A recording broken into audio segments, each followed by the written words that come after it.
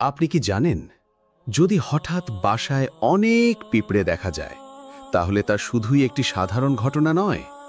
ইসলামী স্কলারদের মতে এটি হতে পারে আল্লাহর পক্ষ থেকে 5টি গোপন বার্তার একটি।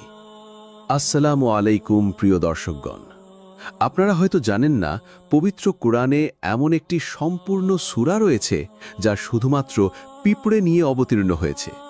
সূরাটির নাম সূরা নামাল, যার অর্থই হচ্ছে পিঁপড়ে। কল্পনা করুন কতটা গুরুত্বপূর্ণ হলে আল্লাহ তাআলা একটি ছোট্ট প্রাণীর নামে একটি পূর্ণাঙ্গ সূরা নাজিল করেন। তাহলে প্রশ্ন হচ্ছে, এই ক্ষুদ্র পিঁপড়ে কী বার্তা দেয় আমাদের? কেন ইসলামে বাসার ভেতরে পিঁপড়ে হত্যা নিরুৎসাহিত করা হয়েছে? নবী সুলাইমান আলাইহিস সালামের সঙ্গে পিঁপড়েদের একটি অবাক করা ঘটনা রয়েছে, যা প্রতিটি মুসলমানের জানা প্রয়োজন।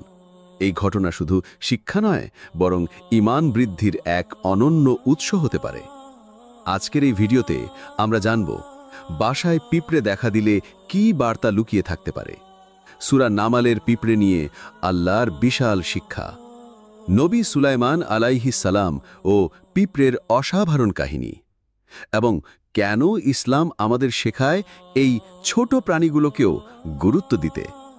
ইনশাআল্লাহ গল্পের শেষে আপনি বুঝতে পারবেন কেন এই ছোট্ট পিঁপড়ে আল্লাহর দৃষ্টিতে এত গুরুত্বপূর্ণ এবং এর পেছনে লুকানো রহস্য কি। চলুন শুরু করা যাক। এক বিস্ময়কর ঘটনা নবী সুলাইমান আলাইসাল্লামের জীবন থেকে।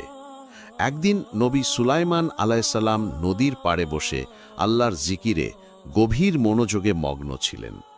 হঠাৎ তিনি লক্ষ্য করলেন, একটি ছোট্ট পিঁপড়ে তার মুখে সামান্য খাবার নিয়ে নদীর দিকে যাচ্ছে। সে ধীরে ধীরে অত্যন্ত সতর্কভাবে নদীর কিনারায় এসে থামল। নবী সুলাইমান আলাইসাল্লাম আগ্রহ ভরে সে দৃশ্য অবলোকন করছিলেন। ঠিক তখনই নদীর পানি থেকে হঠাৎ একটি ব্যাঙ ভেসে উঠল এবং ধীরে ধীরে তার মুখ খুলল। আর অবাক করার মতো ভাবে পিঁপড়েটি একেবারে শান্তভাবে সেই ব্যাঙের মুখের ভিতরে ঢুকে গেল। আপনি হয়তো ভাবছেন, ব্যাঙটি এবার পিঁপড়েটিকে খেয়ে ফেলবে। নবী সুলাইমান আলাইসাল্লামের মনেও প্রথমে তেমনটাই আশঙ্কা জেগেছিল, কিন্তু পরবর্তী দৃশ্য ছিল আরও বিস্ময়কর। ব্যাঙটি মুখ বন্ধ করে পানির নিচে ডুব দিল। নবী সুলাইমান আলাইসাল্লাম গভীর মনোযোগে পুরো ঘটনাটি পর্যবেক্ষণ করলেন।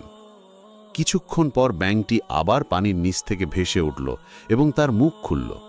সেই একই পিঁপড়েটি তখন নিরাপদে বাইরে এসে পড়ল।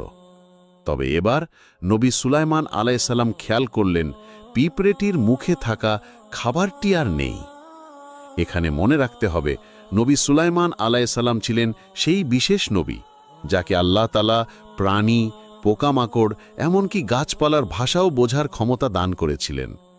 তিনি পিঁপড়েটিকে ডেকে জিজ্ঞেস করলেন, আমি দেখলাম তুমি মুখে খাবার নিয়ে ব্যাঙের মুখে প্রবেশ করলে এবং এখন ফিরেছ, কিন্তু তোমার মুখে খাবার নেই। আসলে ভিতরে কি ঘটেছিল? পিঁপড়েটি বিনয়ের সঙ্গে জবাব দিল, হে আল্লাহর প্রিয় নবী, আমি প্রতিদিন নদীর নিচে একটি পাথরের নিচে যাই। আল্লাহর কুদরতের এক অনন্য নিদর্শন, পিঁপড়ে, ব্যাঙ এবং সেই অদৃশ্য পোকা। পিঁপড়েটি নবী সুলাইমান